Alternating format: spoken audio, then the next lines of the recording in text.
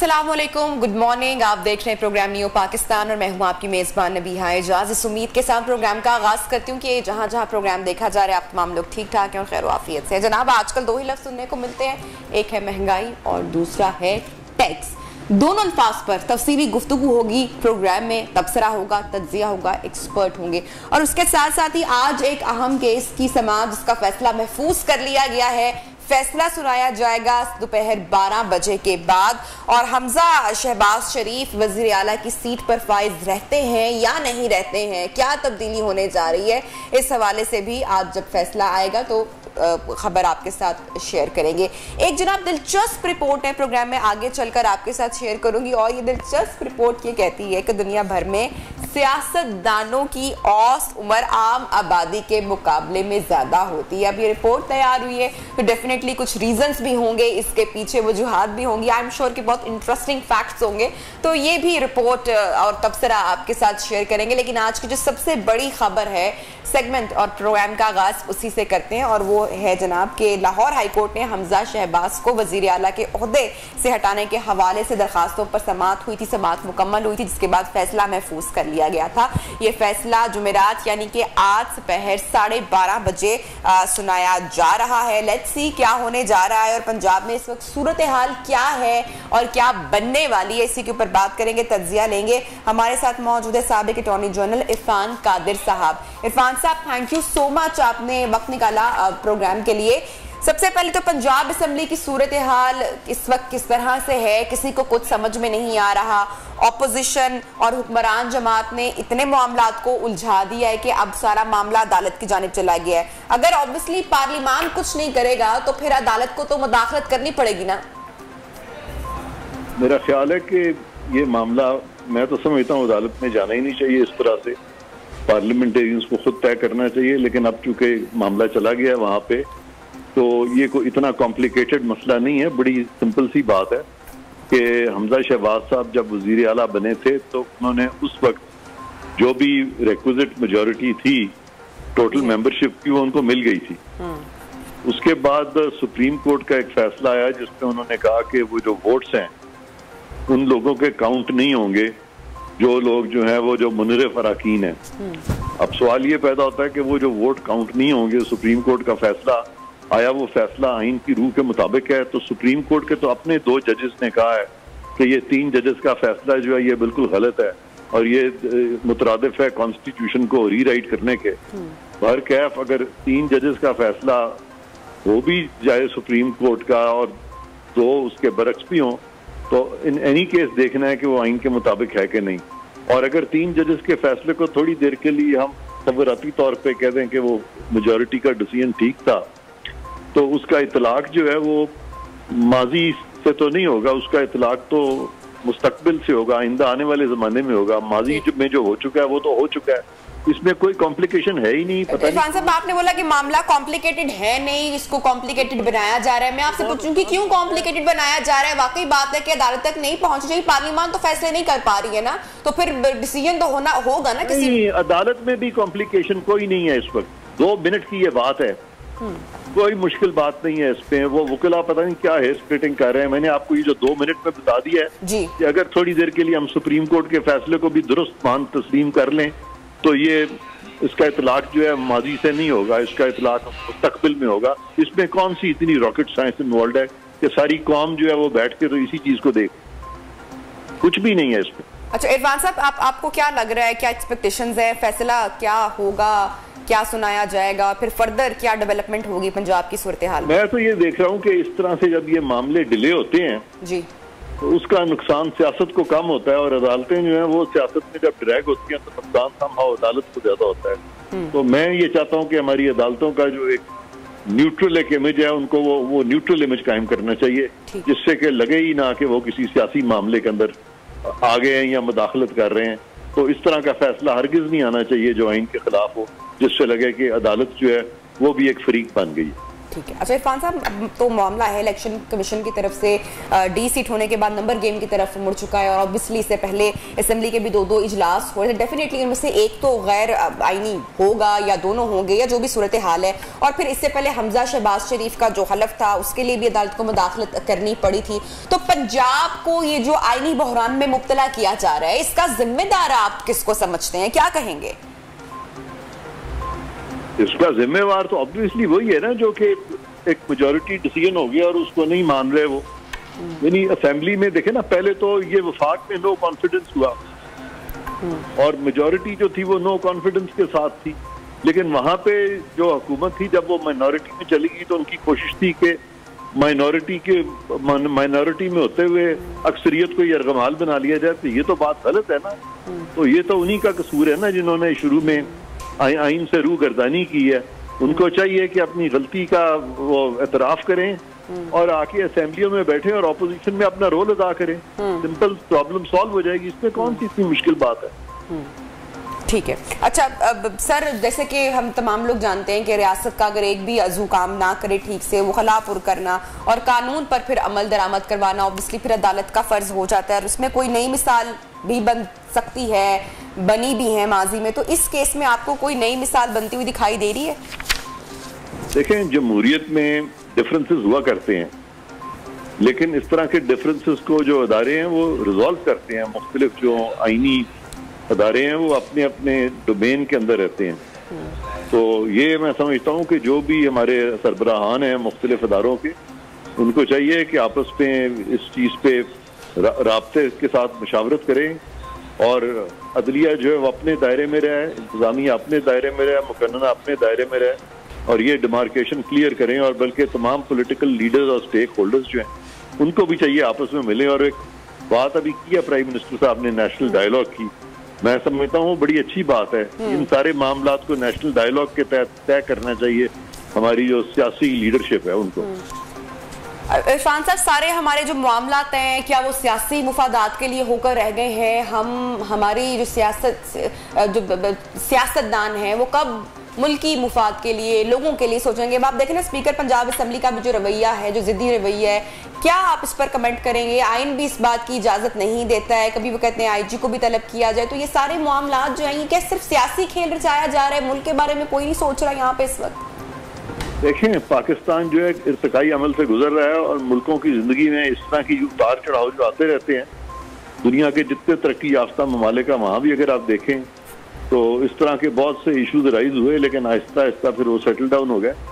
तो हमें पुरुम्मीद रहना चाहिए। और पाकिस्तान में भी ठीक है, फिलहाल हमारी जमहूरियत को हमें झटके लगते हुए नजर आते हैं, एक टर्बुलेंस का फिर पीरियड आया हुआ है, लेकिन ये इंशाल्लाह गुजर जाएगा और फिर जमहूरियत जो है वो ज्यादा मुस्तहकम राहों की में गामजन हो जाएगी। अच्छा, अब तक की जो कार्रवाई हुई है उससे सर आपको क्या लग रहा है? वज़ीर आला का इंतखाबात जो है वो दोबारा हो सकते हैं या क्या सिचुएशन बनती दिखाई दे रही है? मैं तो यही समझता हूँ कि वज़ीर आला जो है वो, उनके खिलाफ अब एक ही सूरत है, वो ये है कि अगर गवर्नर उनको कहें कि वो वोट ऑफ कॉन्फिडेंस दें और वो वोट ऑफ कॉन्फिडेंस ना ले सकें तो उस पर फिर इलेक्शंस पे कॉल हो सकते हैं। लेकिन अगर वो वोट ऑफ कॉन्फिडेंस ले लेंगे, अगर गवर्नर साहब कहते हैं तो, और या अगर गवर्नर उनको कहते नहीं है वोट ऑफ कॉन्फिडेंस का, तो ही कंटिन्यूज एज चीफ मिनिस्टर, तो वो फिर कंटिन्यू करेंगे विदाउट चीफ। ठीक है। अच्छा इरफान साहब, बेंच के मोअज़्ज़ज़ रुकन ने रिमार्क्स दिए कि अब तो पूरे पाकिस्तान को पता चल चुका है कि हम ये सोच कर बैठे हैं कि सुप्रीम कोर्ट के फैसले का माजी से इतलाक होगा। इससे क्या मुराद है? देखें, इस तरह की ऑब्जर्वेशन जजेस को बिल्कुल नहीं देनी चाहिए, क्योंकि उनको जो फैसला उन्होंने करना है उनको वो करना चाहिए। कोई भी ऐसी ऑब्जर्वेशन जजेस की आती है जो कि किसी भी सियासी धड़े की फेवर में या उसके खिलाफ से आती है, तो उससे ये तासुर कायम होता है जैसे कि सुप्रीम कोर्ट का टिल्ट किसी खास या हाई कोर्ट का टिल्ट किसी खास सियासी जमात की तरफ है। तो जजेस को बहुत खामोशी के साथ ये केसेस सुनने चाहिए और बहुत ध्यान के साथ फैसले करने चाहिए, जिससे कि मुल्क में इंतशार ना फैले। ठीक, साबिक अटॉर्नी जनरल इरफान कादिर साहब हमारे साथ इन कॉन्वर्सेशन थे। 12:30 बजे अदालत का महफूज किया हुआ फैसला सुना दिया जाएगा। उसके बाद देखना यह है कि किस करवट बैठता है, पंजाब की सूरत हाल कितनी तब्दील होने जा रही है। लेंगे प्रोग्राम में ब्रेक के बाद आपको करेंगे दोबारा ज्वाइन। स्टे विद अस।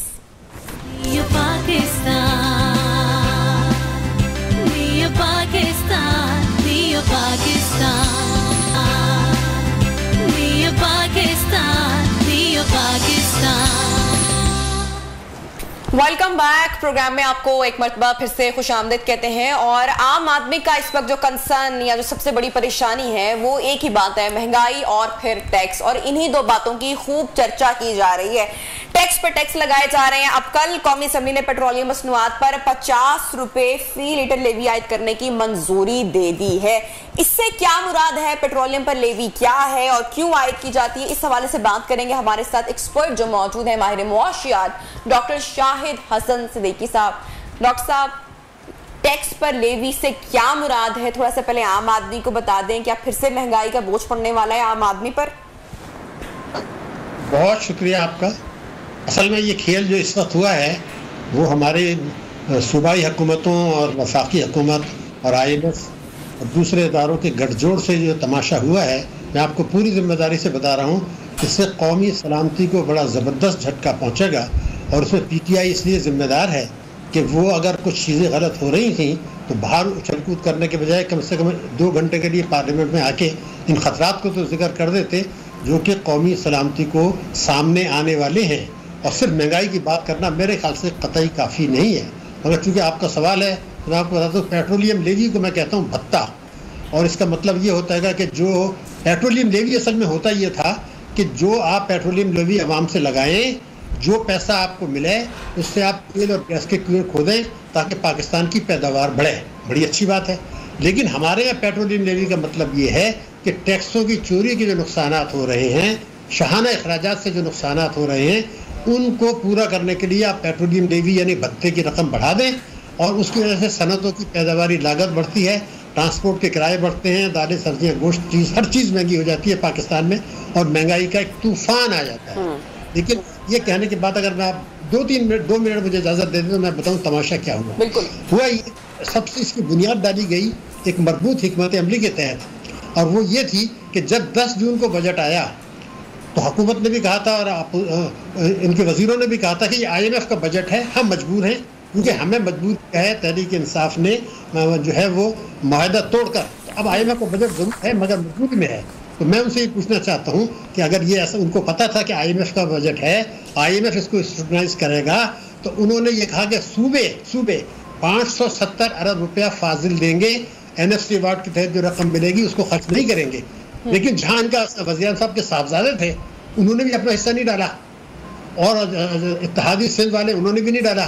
तो IMF ने कहा भाई ये जो 570 अरब रुपए रखे हैं तो शहबाज शरीफ के साहबजादे ने भी नहीं डाला, पंजाब में मुराद अली शाह ने भी नहीं डाला, KP में तो है ये पोजीशन, तो फिर ये आपका हिसाब कैसे पूरा होगा? यहाँ पर आके खराबी पैदा हुई। उसकी वजह से जब आपके रुपए की कदर गिरने शुरू हुई और रिजर्व गिरने शुरू हुए तो इनकी हालत पैनिक की हो गई। तो ये IMF के पास गए। तो IMF ने इनसे ये कहा कि भाई आपकी हालत तो तबाह है, आप $900 मिलियन मांग रहे हैं ना, अब मैं आपको $1.9 अरब देता हूँ, दुगना। तो ये तो खुशी के बारे फूल गया कि दुगनी रकम दे रहे हैं। कहते हाँ, कहते बस 2 काम और कर दे। तो क्या ये जो 570 अरब का फाजिल बजट जो इन्होंने नहीं दिया, आपको धोखा दिया सुबह ने, अब आप उस रकम को करें 750 अरब। लेकिन उनके साथ मेमोरेंडम ऑफ अंडरस्टैंडिंग साइन करे वफाक, चारों सूबों को करना पड़ेगा कि हम 750 अरब रुपया फाजिल देंगे, यानी 18वीं तरीम का हम कीमा बना देंगे। 18वीं तरीम के खालिक तो पीपल्स पार्टी थी जिसमें ये कहा गया था कि सूबों को मजबूत किया जाए।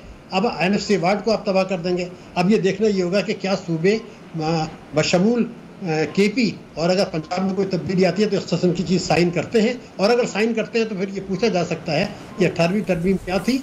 और फाजिल देने का मतलब ये तालीम का बजट कम होगा, सेहत का बजट कम होगा, तरक्याती अखराजात कम होंगे। एक तो ये बात हो गई बिल्कुल बात। दूसरी मैं आपको बता दूं, बड़ी बात है, पेट्रोलियम लेवी जो था वो रखा गया था 750 अरब रुपया। तो उन्होंने कहा हम तो आपको 2 किस्त दे रहे हैं ना, तो आप खुश हो जाए, तो लेकिन आप ऐसा करें कि 750 अरब को बढ़ा के 850 अरब कर दें। तो ये भी मान गए। तो अब भत्ता अगर 850 अरब आ गया, सूबों ने भी अपना खर्च नहीं करना, तो ये तो सारे एक्सपोज हो गए। तो क्या इमरान खान साहब की जिम्मेदारी नहीं थी कि सड़कों पर उछल कूद करने के बजाय पार्लियामेंट में आके इन खतरात की बात करते कि जनाब ये आप क्या कर रहे हैं? ये हमें तो वो उन्होंने भी एक रोल प्ले नहीं किया। इसका मतलब ये है कि जब ये महंगाई का तूफान आएगा तो लोग ये कहेंगे कि ये पार्लियामेंट ने क्या किया था, सर आ चुका है। जनाब मैं नहीं आया है, मैं आपकी खिदमत में अर्ज कर रहा हूँ, अभी जुलाई आने दीजिए, अभी अगस्त आने दीजिए, नहीं आया है। मैं वही उसी खतरे की तरफ मैं इजाफा कर रहा हूँ। अगर आप 17% को महंगाई समझ रहे हैं तो इसमें बेतहाशा इजाफा होने वाला है। मुझे दीवार पर लिखा हुआ नजर आ रहा है।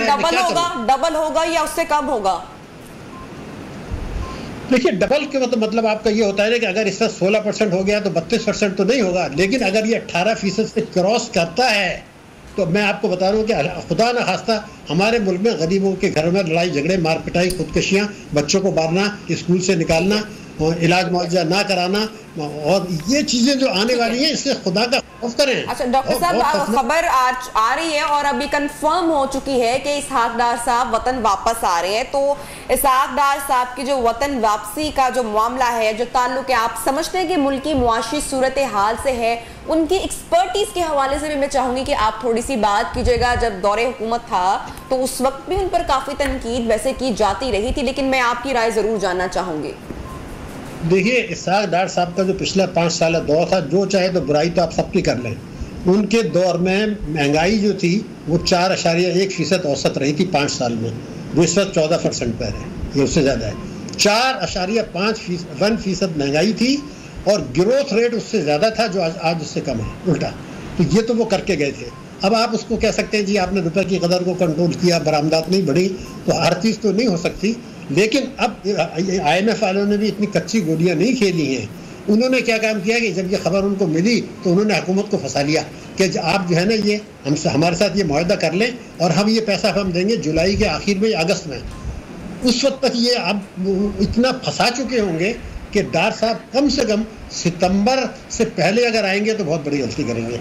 कुछ नहीं करने दी, इतना बांध लिया है उन्होंने हिकमत अमली के तहत। लेकिन अगर इससे पहले एक काम कर रहे हैं नवाज शरीफ साहब, और ये कौम को बता दें कि भाई सितंबर तक तो ये मुआहदा है, इसको हमने एक्सटेंड नहीं करना। उसके बाद 2-3 जो इनके मंशूर है उसके मुताबिक इस्लाहात करें, हर किस्म की आमदनी पर टैक्स लगाने की बात करें, और IMF के प्रोग्राम से सितंबर के बाद बाहर निकलें, हर किस्म की आमदनी पर टैक्स लगाएं, तालीम और सेहत का बजट बढ़ाएं, GST को कम करें, पेट्रोलियम लेवी को ख़त्म करें, और फिर जो हिकमत इंडिया बनाएंगे उसमें डॉक्टर साहब डिलीवर कर सकते हैं। लेकिन अगर वो ये समझ रहे हैं कि उनके पास एक चिराग है, उनमें सलाहियत है, इन सबसे ज़्यादा सलाहियत है, तो डॉक्टर साहब आप समझते हैं कि इसहाक डार साहब की वतन वापसी के साथ अगर वो सारे मामला को संभालते हैं और मैशत के लिए वतन वापस आ रहे हैं तो डॉलर रेट पर भी कमी आएगी इन फ्यूचर? 180, 175 तक आ सकता है। Is it possible? देखिए, IMF के जब तक आपके प्रोग्राम में हैं तो IMF ने बहुत होशियार आदमी है, आप उन इदारों को कम ना समझें। उन्होंने ये कहा कि हम ये मामला तय करेंगे स्टेट बैंक के साथ। स्टेट बैंक में जो डिप्टी गवर्नर है, जो IMF का आदमी था, वो अभी तक गवर्नर बना बैठा है। इस हुकूमत को इतनी तौफीक नहीं हुई कि अपना गवर्नर ले आए। अब अगर वो उनके साथ मामला तय करते हैं और यही साहब रहते हैं तो डार साहब को ये कहेंगे जी आप तो इंटरफेयर कर ही नहीं सकते। तो पहले तो इनको चाहिए कि स्टेट बैंक में कोई समझदार आदमी अपना बिठाएं जो पाकिस्तान में रहता हो। अगर ये नहीं करते तो डार साहब से वो बात ही नहीं करेगा, वो कहेगा जनाब मुझे खुद मुख्तारी आपने दी है, आपकी पार्लियामेंट ने दी है, मुझे फैसला करने दें वरना मैं IMF को शिकायत कर दूंगा। तो ये सारी चीज़ें मैं आपको इसीलिए बता रहा हूँ कि सितंबर गुजरने दें, उससे पहले नफ्सियाती तौर पर अपने आप को तैयार करें कि हमने ये इस्लाहात करनी है। वफाक और सूबों ने हर किस्म की आमदनी पर टैक्स लगाना है, GST को 17% से 7% पर लाना है, पेट्रोलियम लेवी को ख़त्म करना है, तालीम और सेहत का बजट बनाना है, IMF को दूर से खुदा हाफिज कहना है। उसके बाद जो हिकमत अमली बनाएंगे, अगर ये मंजूर होती है तो डॉक्टर साहब आते हैं तो बहुत कुछ कर सकते हैं, और अगर ये नहीं हुआ तो मैं आपको यकीन दिलाता हूँ कि डॉक्टर साहब भी कुछ नहीं कर सकेंगे। हालांकि उनका एक बैकग्राउंड अच्छा है, लेकिन उनके आने के साथ कुछ और भी शराइत है जो आपको भी पता है, मुझे भी पता है। कम से कम 2 इदारों को उनसे मुत्तफिक होना पड़ेगा उनके आने के लिए, वो भी एक मसला अभी है। और आज जो कुछ 12:30 बजे होता है क्या, उसके बाद सूरत हाल क्या पैदा होती है, इसलिए इससे ज़्यादा नहीं, मैंने आपको पूरी सूरत हाल वजाहत कर दी। इन हालात में वो भी कुछ नहीं कर सकेंगे जब तक आप इस्लाहात के लिए तैयार नहीं होते, वरना सब कुछ हो सकता है। अच्छा डॉक्टर साहब, मिफ्ता साहब कह रहे हैं कि इस वक्त लेवी सफर पर है और अभी लेवी लगाने का कोई इरादा नहीं है, ये उनकी स्टेटमेंट है। तो इनकी इस स्टेटमेंट से इस बात से फिर ये मतलब लिया जाए कि मरहलावार पेट्रोलियम प्राइसेस में इजाफा किया जाएगा? देखिए, हम उनसे ये लिख के दे चुके हैं IMF को कि हम पेट्रोलियम लेवी 5 रुपये लीटर हर साल इजाफा करेंगे और उसको 750 अरब तक ले जाएं। वो जो बात कर रहे हैं वो ये है कि अगर किसी वजह से आलमी मंडी में ज़बरदस्त कमी हो जाती है, इनकी कीमतों में ज़बरदस्त जैसे इस वक्त 107 या 108, 110 चल रही है, किसी ज़माने में 120 भी थी, अगर इसमें ज़बरदस्त कमी हो जाती है तो इनको एक एडवांटेज मिलेगा, उस वक्त ये सहूलत दे सकते हैं। लेकिन अगर ये कीमतें बढ़ती हैं क्योंकि हालात अनसर्टेन हैं यूक्रेन के और दूसरे, वो कोई भी कमिट नहीं कर सकता, डिपेंड करेगा इंटरनेशनल हालात। अब डॉक्टर साहब, तनख्वाहदार तबके पर भी जो टैक्स की शरह आयद की गई है 50,000 से लेकर 1 लाख तक 2.5% के हिसाब से जो टैक्स लिया जाएगा, मैं इस पर भी आपका कमेंट चाहूंगी।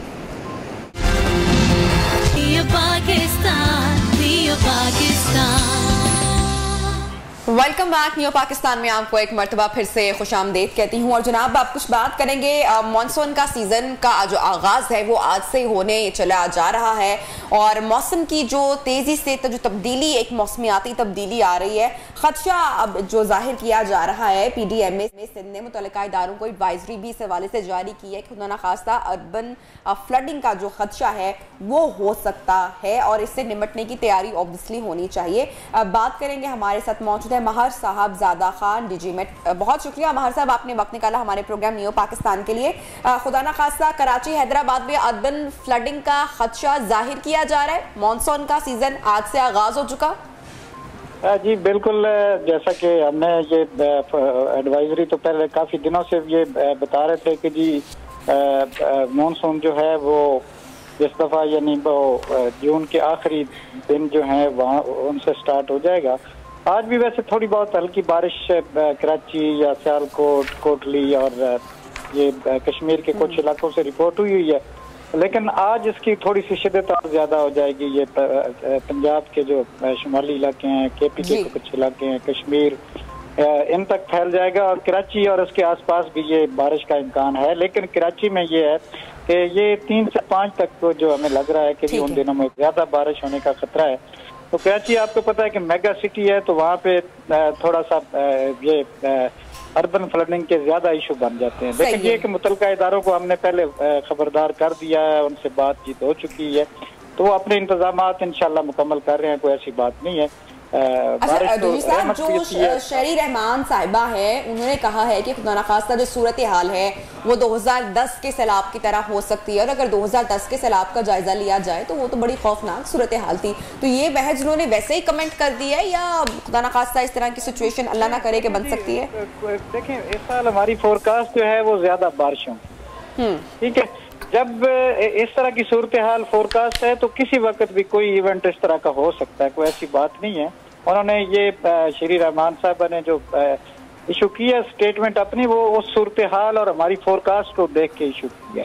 तो उनके साथ भी हमारी मुलाकात होती रहती है, हम उनको भी बताते रहते हैं, तो वो किसी वक्त भी हो सकती है बारिश। तो देखें जी, कुछ ना कुछ होगी, जरूर होगी और ज्यादा की तरफ ही जाएगी।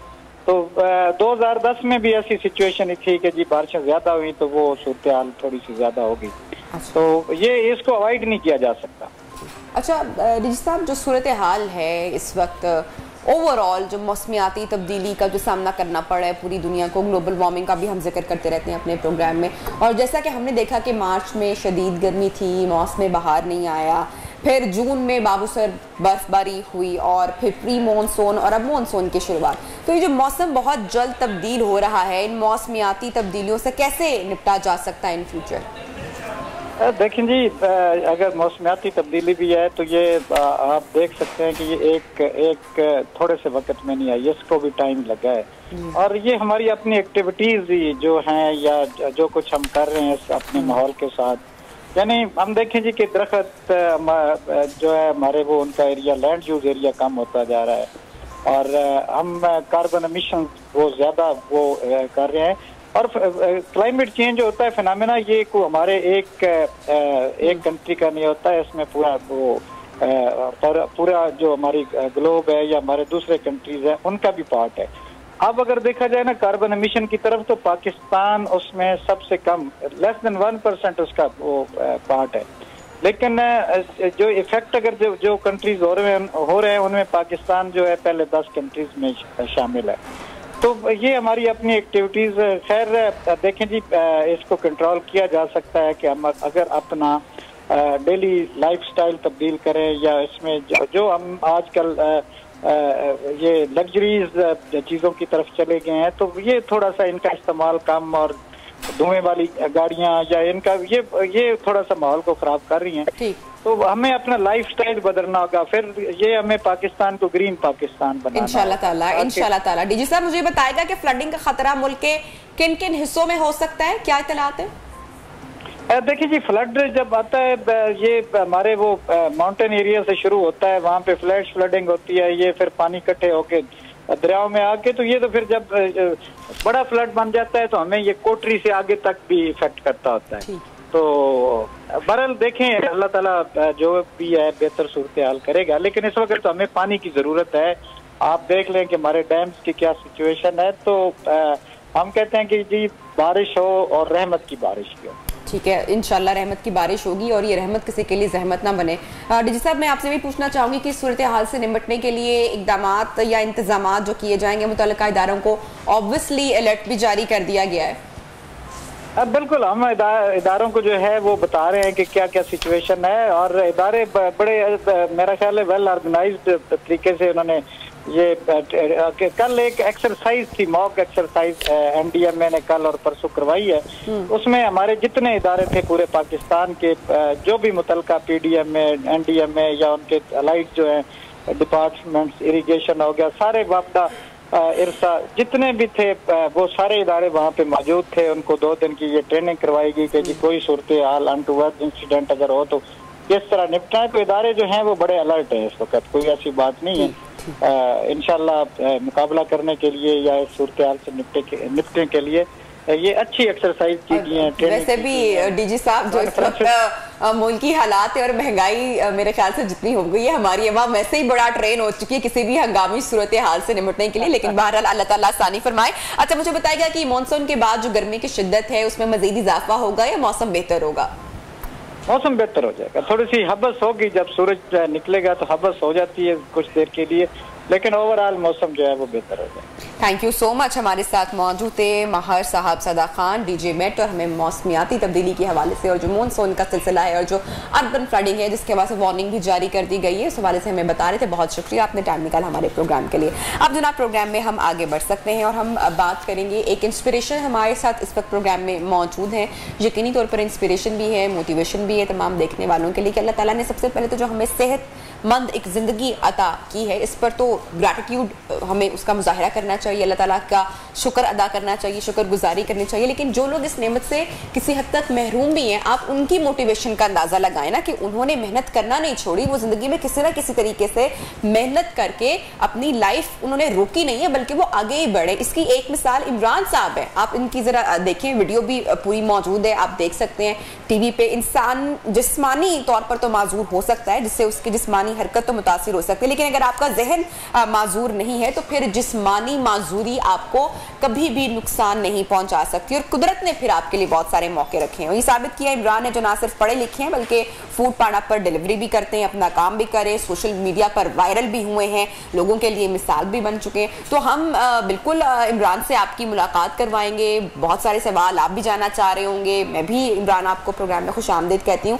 सबसे पहले तो आप बहुत ज़बरदस्त काम करें, वेरी वेल डन। बहुत सारे लोगों के लिए आप इंस्पिरेशन भी हैं, मोटिवेशन भी हैं। तो कैसे आप अपना दिन गुजारते हैं, कितनी आप मेहनत करते हैं, और फिर खुशी तो होती होगी ऑब्वियसली, लोगों का सपोर्ट भी मिलता है आपको? जी जी बिल्कुल, वालेकुम अस्सलाम, बहुत बहुत शुक्रिया। बिल्कुल काफ़ी सारी चीज़ें देखने को मिलती हैं जब मैं डिलीवरी का काम करता था, और अब जो है ना सेटिस्फाइड हूँ। जैसा कि मुझे जो है ना वो मेरी वीडियोस वायरल हुई हैं जिस तरह आपने कहा है, तो वीडियोस को देखते हुए मुझे एक बैंक के जो कि बैंक इस्लामी है उन्होंने मुझे जॉब दी है, और तकरीबन एक हफ़्ता तकरीबन कंप्लीट हो चुका है, मैं वहीं उनके साथ जॉब कर रहा हूँ। अच्छा मुझे बताएं कि आपने इमरान पहले से क्या कोई अप्लाई कर रखा था? ऑब्वियसली आप एक पढ़े लिखे इंसान हैं, आपने पहले से कुछ अप्लाई किया हुआ था, या जब सोशल मीडिया पर आप वायरल हुए और बहुत सारे लोगों ने जाना और आपकी स्ट्रगल को देखा, उसके बाद आपको ये जॉब ऑफर हुई, और कैसा महसूस कर रहे हैं कि अब आप एक अच्छी जॉब इंशाल्लाह ताला आप कर भी रहे हैं, उसका आगाज भी हो चुका है? नहीं, पहले मैंने इस तरह का कुछ अप्लाई वगैरह नहीं किया हुआ था, बिकॉज मैं बेसिकली खानेवाल से हूँ, तो वहाँ मैंने काफ़ी बार ट्राई किया था कि साल डेढ़ मैंने कोशिश की कि मुझे कोई जॉब मिल जाए जो कि मेरे लिए कंफर्टेबल हो, लेकिन मुझे वहाँ कोई जॉब नहीं मिल सकी। तो फिर मैं यहाँ पर जो है ना वो काम के सिलसिले में आया था। तो यहाँ मैं फूड पांडा के लिए जो है ना राइडिंग कर रहा था, तो एक मेरी वीडियो वायरल हुई, जिसको देखते हुए फिर बैंक ने ये डिसीजन लिया, उसने मुझे जो है उन्होंने मुझे कॉल की और वहाँ पर मुझे बुलाकर मेरा इंटरव्यू वगैरह मेरे बारे में, मेरी डिग्रीज के बारे में जो डिस्कशन हुई, फिर उन्होंने मुझे जॉब की ऑफर की बैंक में, जो कि मैंने कबूल कर ली। That's amazing, hats off to you. अच्छा इमरान, मुझे बताएं कितना मुश्किल था आपके लिए ये वाली जॉब भी लेना? लोगों का रवैया किस तरह से आपने पाया अपनी पूरी इस जर्नी में, और आपको ये जॉब जब मिल रही थी, या जो आपके आसपास के जो कॉलीग्स थे या जो अभी आपके बॉस थे, उन्होंने ये नहीं कहा या कंसर्न शो किया शुरू में कि देर सवेर हो जाएगी, ताखीर हो जाएगी, तो जॉब के लिए आप एलिजिबल नहीं हो, इस तरह, या फिर उन्होंने सपोर्ट किया आपको, हिम्मत बढ़ाई आपकी? जी जी बिल्कुल। जॉब एक्चुअली ये देखा जाए तो एक फिट बंदे का काम है, नॉर्मल बंदे का काम है, लेकिन मेरे पास कोई दूसरा रोज़गार नहीं था, जिसकी वजह से मुझे ये फैसला लेना पड़ा कि जब तक जो मेरे मुताबिक मेरे लिए कंफर्टेबल कोई जॉब है या कारोबार है वो मुझे नहीं मिल जाता, तब तक ज़िंदगी का निज़ाम तो चलाना है। बिकॉज मेरे ऊपर फैमिली की रिस्पॉन्सिबिलिटी भी थी, उनको भी निभाना ज़रूरी था। तो मैंने जो है ना एज ए राइडर खुद को जो है ना वो ज्वाइन करवाया, फूड पांडा के साथ काम किया। काफ़ी मुश्किल पहले लगा, लेकिन ऐसे ऐसे जैसे जैसे मैंने काम किया, मुझे काम का आइडिया हुआ, तो मेरे लिए ज़रा आसान हो गया। बाकी लोगों की तरफ से काफ़ी अच्छे कमेंट्स, काफ़ी अच्छे रिएक्शन मिलते हैं, देखने को काफ़ी अप्रिशिएट करते हैं कि माशाल्लाह आप इस सिचुएशन में काम कर रहे हैं, आपके जो है ना वो यकीनन ये काबिल तहसीन बात है, बड़ा जो है ना वो अप्रिशिएट करते हैं, बड़ी हौसला अफजाई करते हैं। बिल्कुल बिल्कुल। अच्छा इमरान, जो फिर मेरा एक इंटरव्यू I8, जी बात मुकम्मल करें, सॉरी बात मुकम्मल करें। जी मैं ये कह रहा था कि जी I8 मरकज़ में मैं काम कर रहा था। तलत हुसैन साहिब से मेरी मुलाकात हुई I8 मरकज़ में, उन्होंने मेरा एक इंटरव्यू लिया छोटा सा, और वो वायरल हुआ। उसके जो है ना वो बलबोते पर ही मुझे जो है ना ये जॉब वगैरह मिली। That's amazing। अच्छा इमरान, मुझे बताएं, अब बहुत सारे ऐसे लोग जो आपकी तरह हैं या जो स्पेशल हैं, जो जिस्मानी तौर पर उस तरह से फिट नहीं होते हैं, हिम्मत हार जाते हैं लाइफ में किसी ना किसी पॉइंट पर आकर, या तो लोगों का सपोर्ट नहीं रहता या कोई फैमिली प्रेशर होता है। आपकी हिम्मत किसने बांधी, और आप कैसे इतने मोटिवेटेड हुए कि आपने सोचा कि नहीं, जो फिट बंदे का काम है ये तो मैं भी कर सकता हूँ? आई एम श्योर कि बहुत डिफिकल्ट होगा, जर्नी भी आपकी मुश्किल रही होगी और प्रॉब्लम्स भी आई होंगी, लेकिन कैसे आप मतलब अपना आबाई इलाका खानेवाल छोड़ के यहाँ तक पहुंचे? वो हिम्मत कहाँ से बंधी आपकी?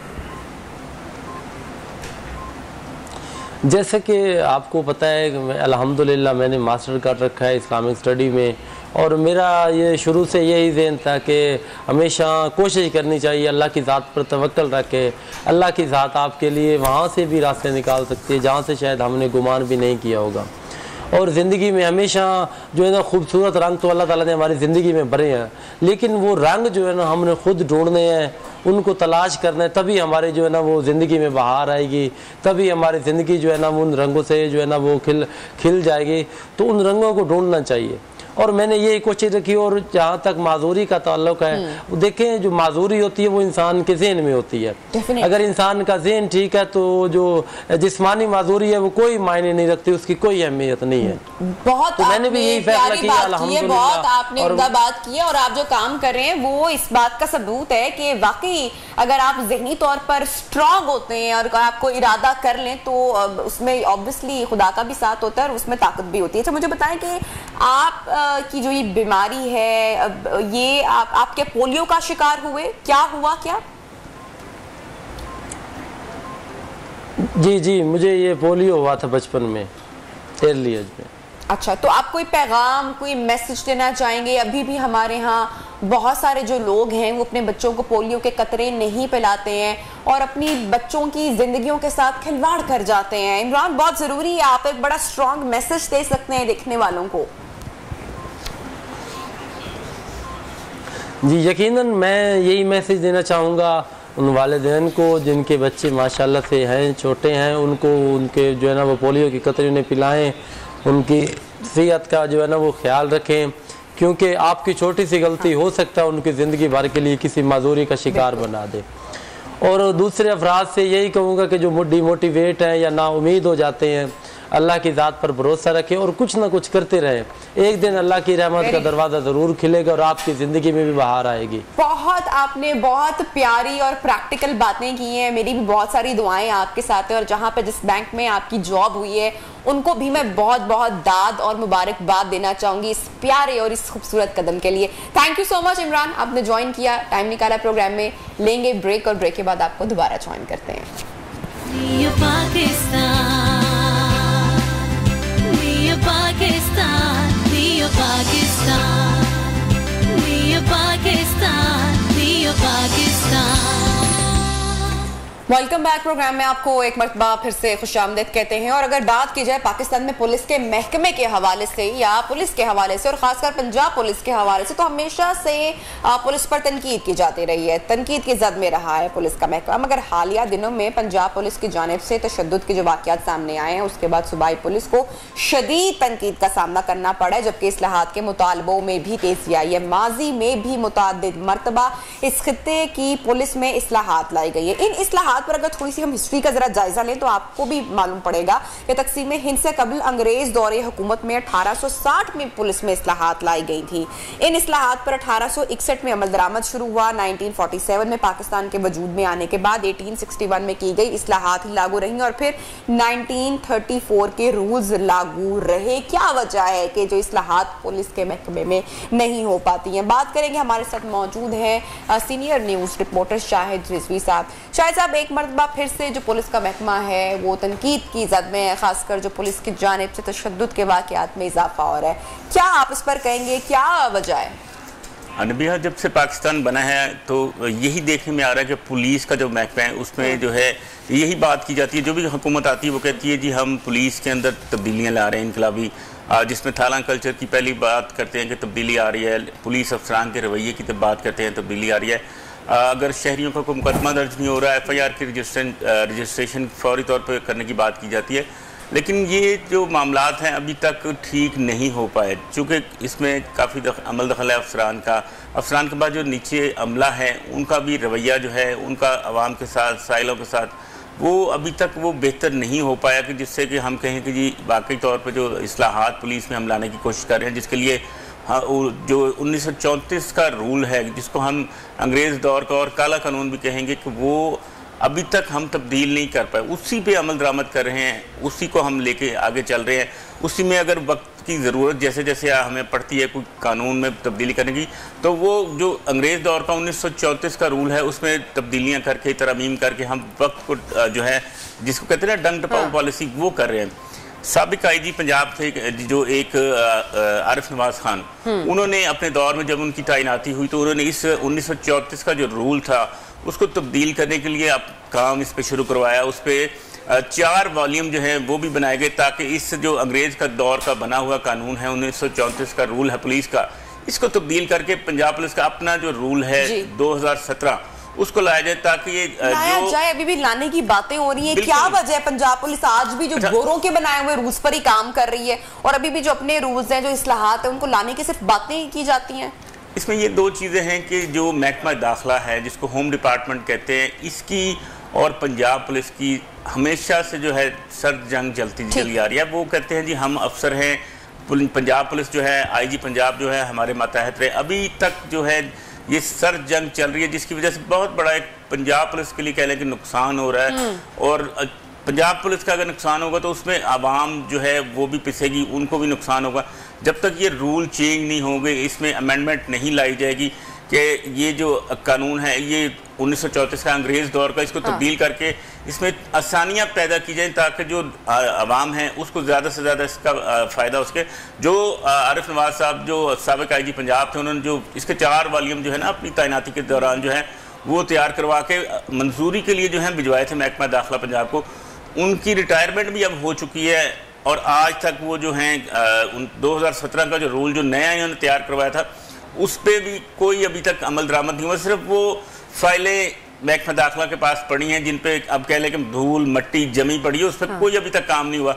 उसके बाद जब ये नई हुकूमत आई थी पाकिस्तान तहरीक इंसाफ की, इसने भी बड़े दावे किए थे हम पंजाब पुलिस में इनकलाबी तब्दीलियां लाएंगे। इनकलाबी तब्दीली की बातें तो देखें ना, बातें तो शायद सब करते रहते हैं, लेकिन अगर हम ये रूल्स में तब्दीली की बात करें तो इसका जिम्मेदार कौन है? पुलिस खुद है या फिर सियासतदान है? देखिए, पुलिस की अगर बात करें तो इनकी जानिब से जो है काम करके एक ड्राफ्ट तैयार करके जो 2018 का पुलिस रूल नया बनना था वो काम, इसके 4 वॉल्यूम जैसे मैंने पहले आपको बताया कि साबिक आईजी से उन्होंने भिजवा दिया महकमा दाखिला पंजाब को, ताकि वो इसको देखें, इसको मंजूर करें और आगे जो ये समरी है वाया चीफ सेक्रेटरी पंजाब से जो सीएम पंजाब हैं वहाँ जाए, फिर ये कैबिनेट में आए मंजूरी के लिए असम्बली में आके इसको जो तरमीम किया 1934 के कानून के तहत वो फिर इसको मंजूर करवाएगी। लेकिन चूँकि महकमा दाखिला है ये कहता है कि जी हम अफसर हैं, यहाँ इनकी अपनी एक मोनोपोली है, ये इसको फाइलों को जो है वो दबा के बैठे हैं। अभी तक इस पर कोई अमल दरामद नहीं हुआ। जूं की तूं आईजी पंजाब की जानिब से वो फाइल आई है वो उसी तरह वहाँ पे पड़ी है, उस पर कोई काम नहीं किया गया कि इसको तब्दील किया जाए, इसमें कोई देखा जाए कि वाकई इसमें ये चीज़ें तब्दील करने वाली हैं। इन चीज़ों को तब्दील करने के बाद जो है पंजाब पुलिस की मज़ीद जो बेहतरी आएगी रवैये में, थाना कल्चर की बात अगर हम करते हैं तो ये सारी चीज़ें जो हैं तब्दील हों। लेकिन यहाँ बताऊँ कि आपको जो साबिक दौरे हुकूमत था पीटीआई का, उन्होंने बड़ी इस पर दावे किए थे कि जी हम पंजाब पुलिस में इनकलाबी तब्दीलियाँ लाएंगे। इसके लिए एक साबिक आईजी थे केपी के नासिर खान दुरानी, शायद आपको याद है, वो अब फौत भी हो गए, उनको इसका एडवाइज़र बनाया गया था पंजाब पुलिस का, लेकिन सियासी मुदाखलत के बायस वो अपने उस ओहदे से जो है मुस्ताफ़ी होकर उन्होंने अलहदगी इख्तियार कर ली थी। वो वहीं की वहीं फिर बात रह गई, ना पंजाब पुलिस में कोई तब्दीली आई। उनके सबका 3.5 पौने 4 साल दौर में उसी तरह ये सारी चीज़ें चलती रहीं, कोई इसमें इनकलाबी तब्दीली नहीं आई जब तक हुकूमत वक्त जो गवर्नमेंट है, सिटिंग गवर्नमेंट, वो इसमें इंटरेस्ट नहीं लेगी, ये सारी चीज़ें तब्दील नहीं होंगी। तो डेफिनेटली देखना बात शामिल होनी चाहिए रिफॉर्म्स के हवाले से, क्योंकि मंजूरी जो होती है वो यहाँ असम्बली से ली जाती है, सूबाई महकमा है, इसलिए सूबाई असम्बली जो है पंजाब की वो इस चीज़ की अगर जो भी ये महकमा दाखिला पंजाब जो है इसमें तरमीम को जो पंजाब पुलिस की जानिब से आईजी की जानिब से भिजवाई गई हैं कि उनको काबिल कबूल हैं तो वो उसको आगे फॉरवर्ड करेंगे ताकि ये सारी चीज़ें जो है इसमें रूल के अंदर जो तब्दीलियाँ लाई गई हैं, इसमें जो है IT डिपार्टमेंट है, डॉल्फिन है, पुलिस रिस्पॉन्स यूनिट है, PHP है और दीगर जो यूनिट्स हैं पुलिस के, उनमें जो रूल हैं उनके अपने जो पहले अंग्रेज दौर के थे उनमें तरमीम करके भिजवाई गई हैं ताकि किस तरह की तरमीम है, किस तरह की इस्लाहात होंगी, उनके इस्टेब्लिशमेंट की हैं, कोई महकमाना उनकी हैं कि मुलाजमीन की ड्यूटी ये होगी, मुलाजमीन ऐसे है, बिल्कुल बिल्कुल ये चीज़ें सारी उन्होंने भिजवाई हैं ताकि जो इस पे अमल दरामद हो। जो हमारे आवाम को जो शिकवा है, जैसे हम कहते हैं जी पुलिस का रवैया ठीक नहीं हुआ, ये सारी चीज़ें उसमें बताई गई हैं। एक नया पैटर्न दिया गया है, इनकी ट्रेनिंग का, इनके SOPs नए बनाए गए हैं ताकि वैसे मैं यहाँ पर हैरत में मुब्तला होती हूँ कि जो लोग बात करते हैं ना कि पुलिस का रवैया दुरुस्त नहीं हुआ, यहाँ पर ये बात बड़ी काबिल गौर है कि वैसे क्या हमारे अपने अखलाक इतने बुलंद हैं, हमारे अपने रवैये क्या लोगों के साथ दुरुस्त है। ये बड़ी काम की बात है। हम हमेशा बड़े आसानी से तनकीद कर देते हैं सियासतदानों पे और पुलिस पर, लेकिन हम खुद अपने आप को कभी तब्दील नहीं करते। अच्छा, जो नई कमेटी की जानिब से जो रूल्स थे बनाए गए थे वो मुकम्मल अभी तक नहीं हुए शायद साहब? देखिए, ट्रायल बेसिस पे मैंने आपको जैसे बताया ना कि 4 वॉल्यूम इसके बना के भिजवा दिए गए, लेकिन अभी तक जो हैं जो महकमा दाखिला पंजाब है, पहली स्टेप जो है पुलिस डिपार्टमेंट के बाद महकमा दाखिला पंजाब का होता है कि वहाँ ये समरी मूव हो चुकी है, ये वॉल्यूम जा चुके हैं कि उन्होंने वहाँ अब इसको देखना है कि क्या जो पुलिस की जानिब से इसमें तरामीम की गई हैं, जो पुलिस रूल है क्या वो उन्हें काबिल कबूल हैं, इसमें कोई ऐसा मवाद तो नहीं है जो हेट है या उसको रोका जाए। इस हवाले से अभी तक जराए कहते हैं कि अभी तक उन्होंने कोई ऐसी चीज़ देखी नहीं, महकमा दाखिला पंजाब ने उसको हाथ भी नहीं लगाया कि इसके अंदर क्या है, क्या पुलिस ने भेजा क्या है, कोई आइटम बम है या कोई और चीज़ है, इसको देखें तो सही। अभी जब तक वो देखेंगे नहीं, ये रूल जो है वो उनको समझ नहीं आएंगे। अगर हाँ उसमें कुछ चीज़ें उनको ऑब्जेक्शनेबल आएंगी, उस पर डिबेट किया जाएगा और वापस एतराज़ लगा के पंजाब पुलिस को भिजवाएंगे IG को कि ये एतराज़ात जो है इनको दूर किया जाए। फिर इस तरह ये सारी चीज़ें जब तक उसमें प्रोसेस में नहीं आएंगी, फील्ड में नहीं आएंगी, एक दूसरे के साथ खतो किताबत नहीं होगी, उस वक्त तक ये कह लें कि सब हवाई बातें हैं कि पंजाब पुलिस का जो अंग्रेज दौर का 1934 का रूल है वो तब्दील हो जाए। जब तक ये अफसर शाही जो है जिसको कहते हैं बाबू, ये इसमें इंटरेस्ट नहीं लेंगे, ये काम यूं का तूं पड़ा रहेगा। मेरा आपका इंशाल्लाह अच्छे की रखते हैं, बेहतरी की जो है वो उम्मीद रखनी चाहिए। Thank you so much Shahid साहब, आपने टाइम निकाला प्रोग्राम के लिए। लेंगे ब्रेक के बाद आपको ज्वाइन करते हैं, साथ रहिए।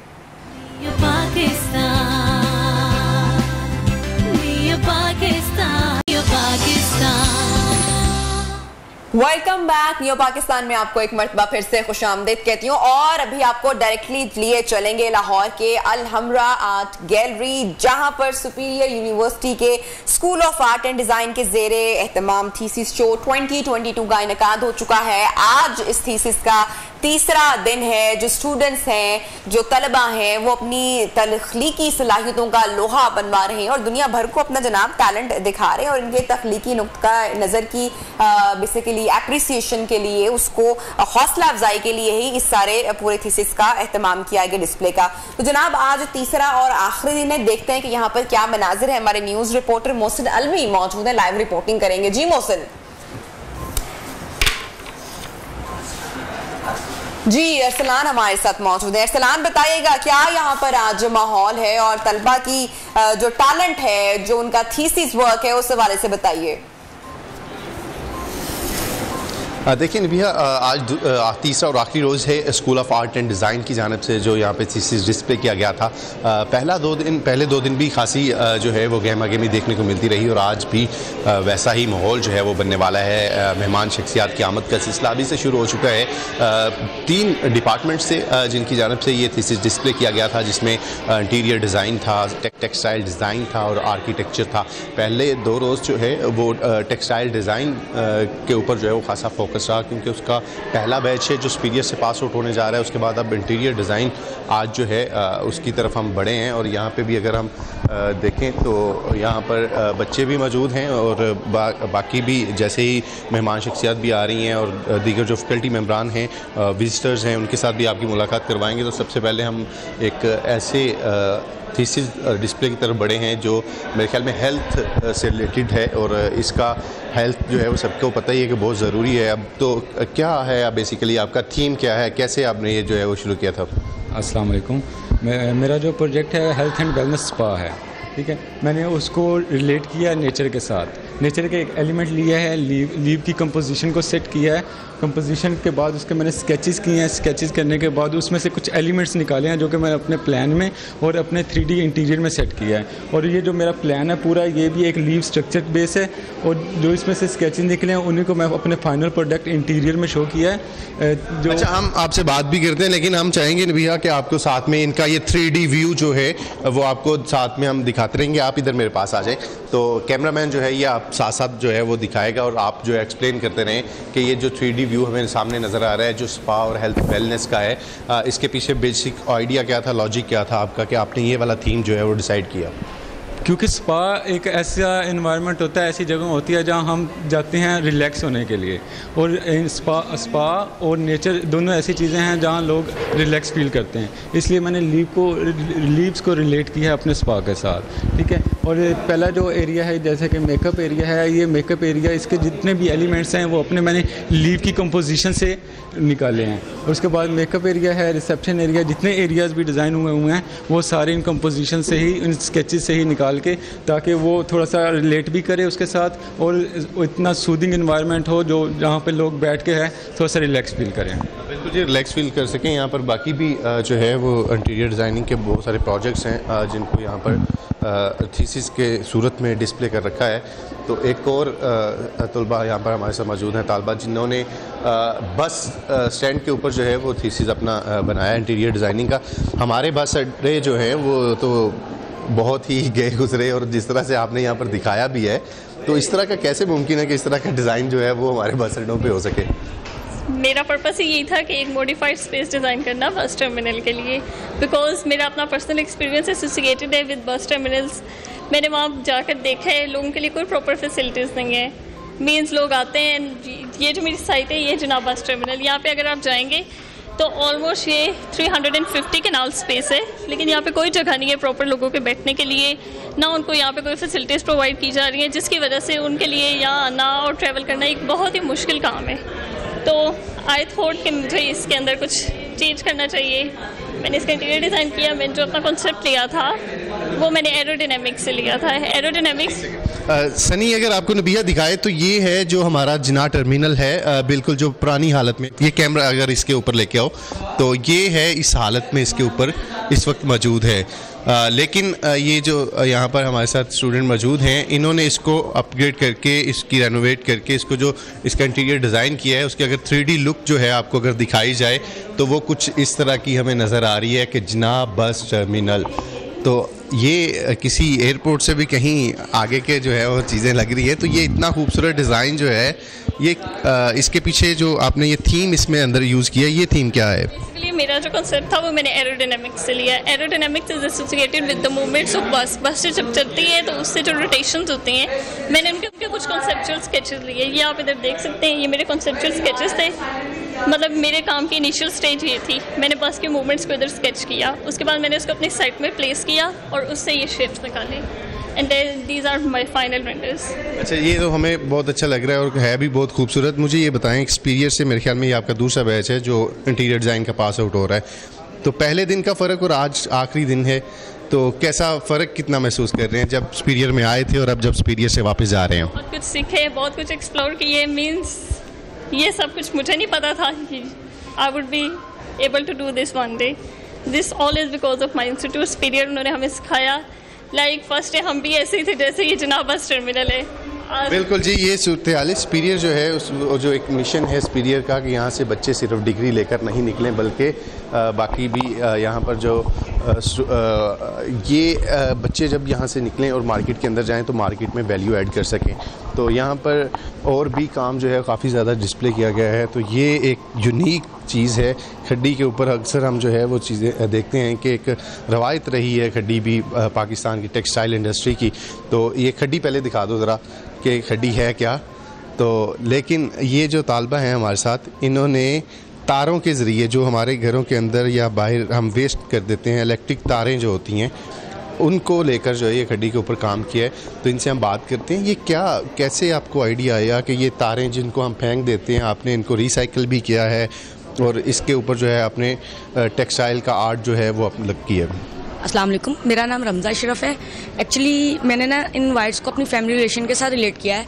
लाइक जिस तरह ये आपस में कनेक्टेड होती हैं, कनेक्शन होता है। आप लोग सिर्फ इसको ऐसे ही जानते हैं कि इसमें से करंट गुजरता है, लेकिन जब मैं इन वाइट्स को देखती थी मुझे ऐसे लगता था ये फैमिली रिलेशन के साथ बहुत ज़्यादा मिलते हैं।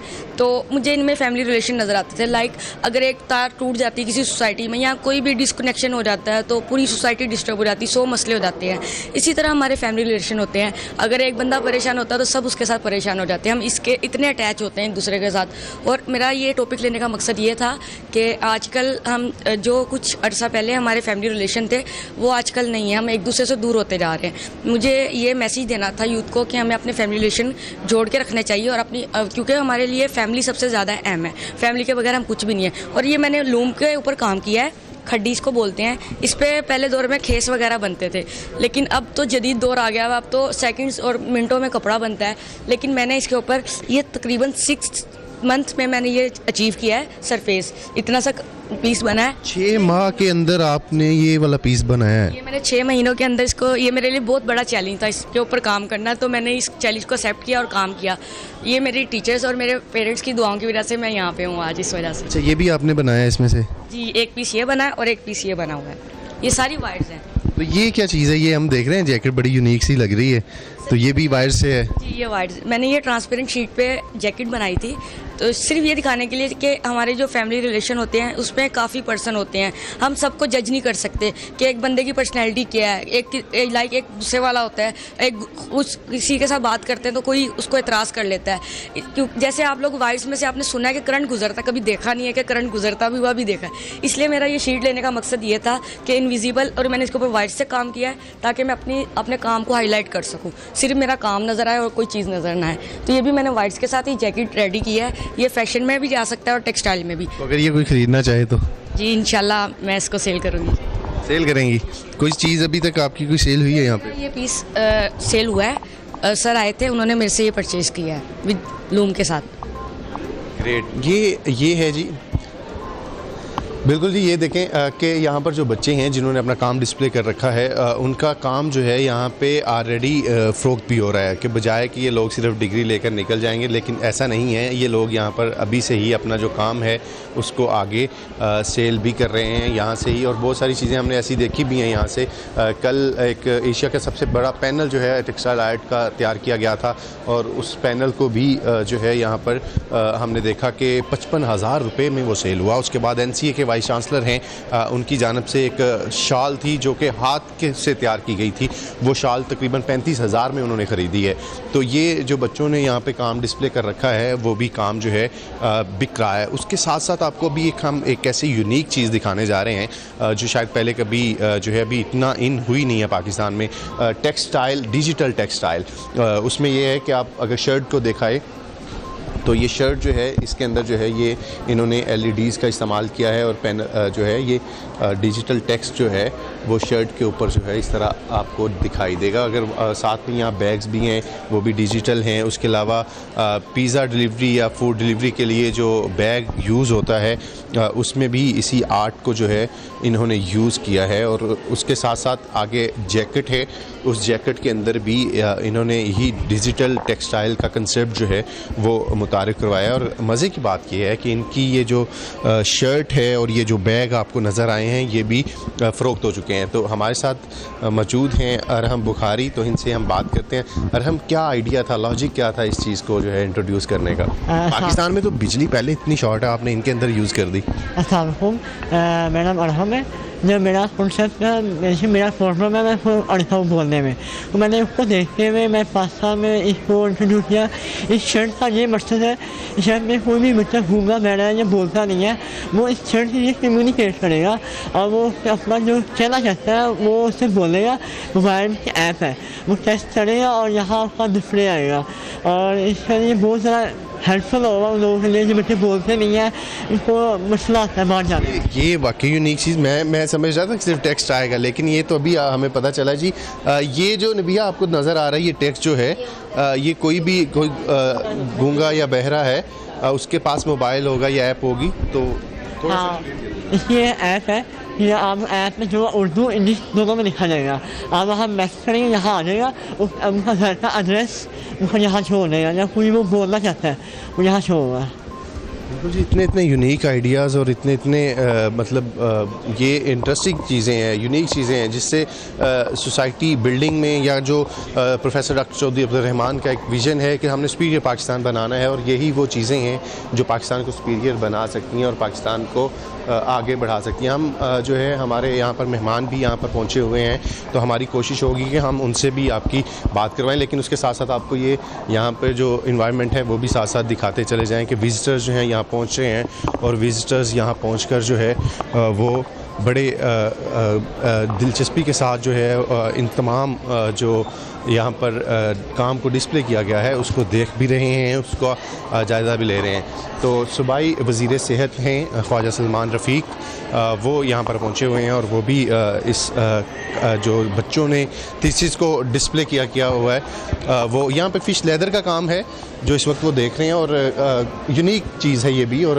आप ख़ुद भी अगर कैमरामैन भी आपको दिखाए तो वो कितना बारीक बीनी के साथ जो है वो बड़ा हैरत के साथ जो है इन चीज़ों को देख रहे हैं कि ये फ़िश लेदर के ऊपर जो काम जो है वो कर रहे हैं। तो हम उनसे भी बात करते हैं। तो ये कंसेप्ट जो है ये वाकई यूनिक कंसेप्ट है, और इस वक्त जो ब्रीफिंग जो है उनको दी जा रही है, तो हमारी भी कोशिश होगी कि हम उनके साथ जो है वो बात करें। तो अगर मैडम थोड़ा अगर आप टाइम दे दें हमें, एक्चुअली हम सर के साथ जो है वो बात भी करना चाहेंगे। अस्सलाम वालेकुम सर। वालेकुम सलाम। सर मेरे ख्याल में आप हैरान हुए हैं ज़रूर कि ये फ़िश लेदर आपने भी हमारी तरह पहली दफ़ा देखा। टेस्टर भी हूँ मैं काफ़ी ज़्यादा। मुझे खुशी इस बात की है कि बच्चों के अंदर स्किल कितना मारा जाता है, और अगर मुझसे कोई पूछे कि 74 साल की तारीख में पाकिस्तान ने कमाया क्या है, तो ये जो हमारे बच्चे हैं ना, जो डॉक्टर्स हैं, इंजीनियर्स हैं, आर्टिस्ट हैं, ये हमारा ही एसेट है। तो ये हम सब के लिए खुशी की बात भी और प्राउड भी है। सर कैसा लग रहा है ये जो थीसिस डिस्प्ले आपने नीचे भी देखे हैं, अब ऊपर भी आ रहे हैं, यूनिक से यूनिक चीज़ें हैं, सकाफत को भी बच्चे अभी हमारी जुड़ी जिस तरह का उनका वर्क है हमने देखा कि वो भूले नहीं है। अक्सर ये तासर दिया जाता है कि हम सकाफत को भूल रहे हैं, वो वाला काम भी हमें नज़र आ रहा है, यूनिक काम भी आ रहा है, टेक्सटाइल में वैरायटी नज़र आ रही है। ये फ़िश लेदर भी अपनी नोयत का एक यूनिक कंसेप्ट है। खुशी की बात है कि हर बच्चों को ना एक अलग टारगेट दिया गया, उसको अलग एक थीसिस दिया गया, फिर उसने उसकी जो क्रिएटिविटी है ना वो उसकी एबिलिटी बाहर आ रही है। अब इन्होंने जो अमली ज़िंदगी में जाना ना, टेक्सटाइल आपको पता है पाकिस्तान का फ्यूचर है, पाकिस्तान की बिलियंस डॉलर की टेक्सटाइल है जो बाहर हो रही है और मिलियंस ऑफ लोगों का रोज़गार जो है टेक्सटाइल से चल रहा है। ये बच्चे जो हैं स्किल डेवलपमेंट है, ये क्रिएटिविटी करेंगे और मैं समझता हूँ कि इन बच्चों का जो स्किल है, जो सुपीरियर यूनिवर्सिटी है ख़ास तौर पे, और मैं प्रोफेसर अब्दुल रहमान साहब को भी इस बारे में खराज तहसीन पेश करूँगा कि जिस फील्ड में उन्होंने कदम रखा है ना, भरपूर रखा और कमाल रखा है और उनकी शख्सियत के अंदर बहुत ही मैं समझता हूँ कि एक ये सलाहियत मौजूद है। चैनल चलाया है तो वो भी बड़ा बैलेंस चैनल चलाया है।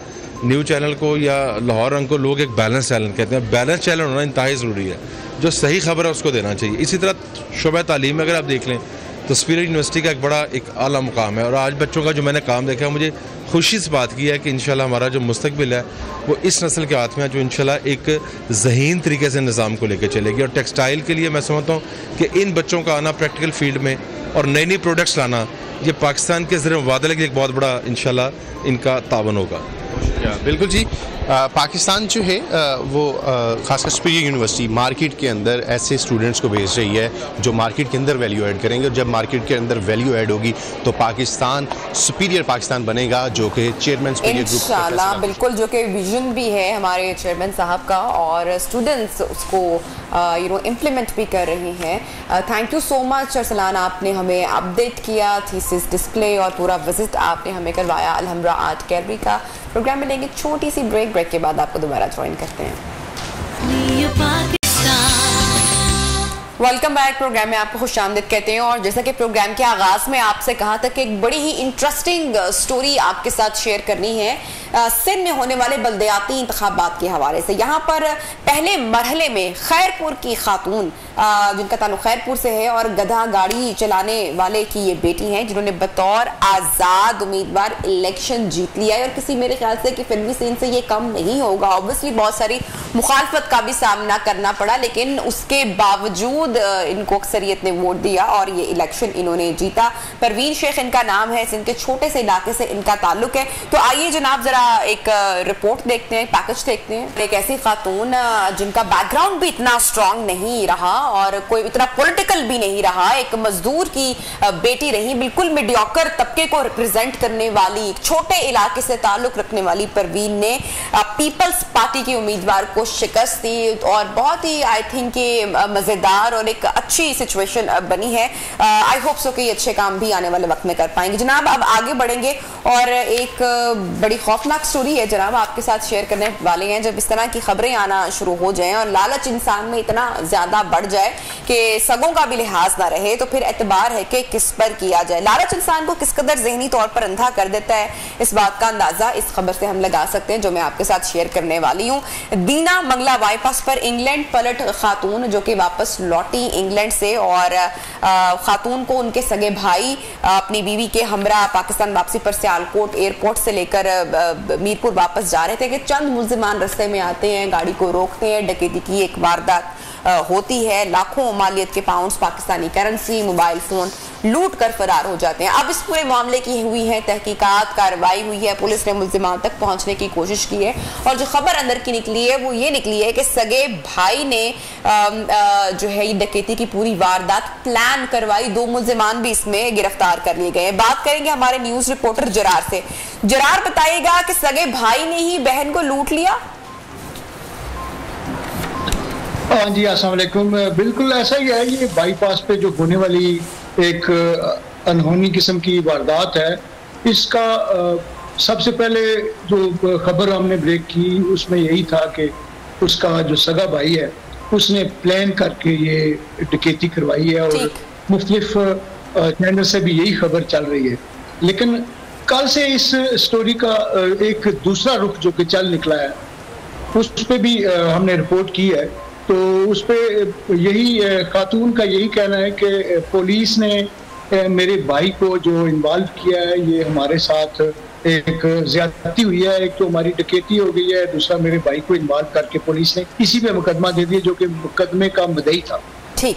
तो पुलिस की तफ्तीश को बिल्कुल एक दूसरा रुख मिल गया है। तो ये तफ्तीश पुलिस ने की है, पुलिस इस नुक्ते पर पहुंची या जो मुल्जिमान दीगर 2 गिरफ्तार किए गए उन्होंने ये इंकशाफ किया कि भाई मुलव्वस है, हुआ क्या ना? ऐसा है ना, पुलिस ने जो अपना एक मखसूस तरीका है उससे एक इंक्वायरी की जो कि काले ट्रेस हुई, जहां भाई का राब्ता हुआ, तो लोगों को जब पुलिस ने गिरफ्तार किया है तो उनसे ये पता चला है कि ये सारा जो प्लान है डकैती का इसके भाई ने ही तरतीब किया है। और उस हवाले से पुलिस ने एक रिकवरी की, बड़ी रिकवरी, जो कि पुलिस कहती है कि हमने उनका मुकम्मल जो कि डकैती में जो नुकसान हुआ है वो सारा हमने बरामद कर लिया। और पुलिस ने एक प्रेस कॉन्फ्रेंस करके ये बताया भी कि मुलजमान गिरफ्तार हो चुके हैं। लेकिन कल सेशन जज की अदालत में वही ब्रिटिश खातून पेश हुई हैं और उन्होंने वहां जाके ये बताया है कि पुलिस ने हमारे साथ ज्यादती की है, मेरे भाई को इन्वॉल्व गलत किया गया है। हाँ। जबकि मेरी जो डकैती हुई है, मेरा नुकसान हुआ है, वो जो डकैत थे वो अलग डकैत थे और ये जो बरामदगी की गई है ये हमारे पैसे हमसे ही लेके। चले अगर बहन का बयान और स्टेटमेंट सामने आ गया है तो हो सकता है कि जो मामला है वो फिर किसी और जानिब जाए। बहरहाल जो 2 मरकजी मुलजिम हैं वो पकड़े गए हैं और वो पुलिस की तहवील में है। जरार हुसैन, बहुत शुक्रिया, आपने हमें अपडेट किया पूरे वाक़े की तफसीलात से। लेट्स सी कि अब ये तहकीकात जो है वो क्या रुख इख्तियार करती हैं। बहरहाल प्रोग्राम का वक्त यहाँ पर अभी हो रहा है खत्म। इंशाल्लाह आपसे कल होगी मुलाकात, तब तक अपना बहुत सारा ख्याल रखिए और हमें दुआओं में याद रखिए। अल्लाह हाफिज। पाकिस्तान।